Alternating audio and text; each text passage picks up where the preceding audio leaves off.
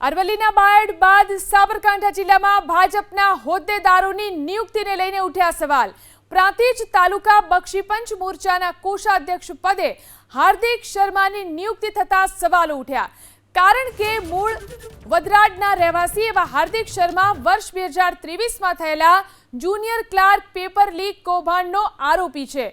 Paper leak કૌભાંડ કેસમાં એટીએસની ટીમે હાર્દિક શર્માની ધરપકડ કરી। હાર્દિક શર્માના આરોપી કેતન બારોટના સંપર્ક હોવાનો આરોપ લાગ્યો હતો। જો કે વિવાદ ન વકરે તે માટે પ્રાંતિજ તાલુકા ભાજપ પ્રમુખ કલ્પેશ પટેલે હાર્દિક શર્માનું રાજીનામું લઈ લીધું।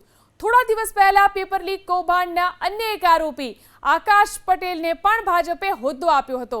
આરોપી આકાશ જશુભાઈ પટેલને ભાજપે અરવલ્લી જિલ્લાના યુવા મોરચાના પ્રમુખ તરીકે નિયુક્તિ આપી હતી। આકાશ પટેલ ઉપર આરોપ છે કે તેણે 10 લાખ રૂપિયા આપીને જુનિયર ક્લાર્કનું પેપર અગાઉથી ખરીદ્યું હતું। પેપર લીક કેસમાં 25થી વધુ આરોપીઓની યાદીમાં આકાશ પટેલનું પણ નામ હતું અને તેની ધરપકડ પણ થઈ હતી। ભારે વિવાદ બાદ આકાશ પટેલનું પણ રાજીનામું લઈ લેવામાં આવ્યું છે।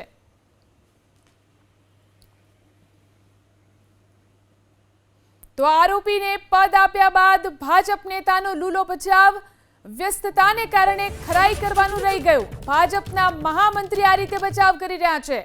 નિમણૂક સમયે કાર્યકર્તાને પૂછતા નથી। હાર્દિક શર્માએ પદ સ્વીકારવાનો ઇનકાર કર્યો હતો। ભાજપના મહામંત્રીએ આ જવાબ આપ્યો।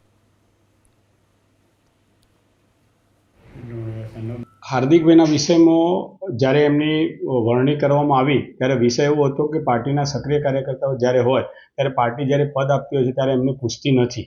એમને જ્યારે એમની નિમણૂક કરવામાં આવી તરત જ એમને પોતાની વ્યક્તિગત કારણોસર એમને પદ ઉપરથી અસ્વીકાર કર્યો છે અને એમને ના પાડી છે કે મારી વ્યક્તિગત સમસ્યાને કારણે હું પાર્ટીનું કામ કરી શકતો નથી। એમની વ્યક્તિગત શું વિષય છે અમારા પાર્ટીના ધ્યાનમાં નથી। ભૂલ કરતા આરોપીનું નામ જાહેર થયું છે। કદાચ અમારી વ્યસ્તતાના કારણે અમે એ વિષય ઉપર નહીં ધ્યાન આપી શક્યા હોય એવું બની શકે।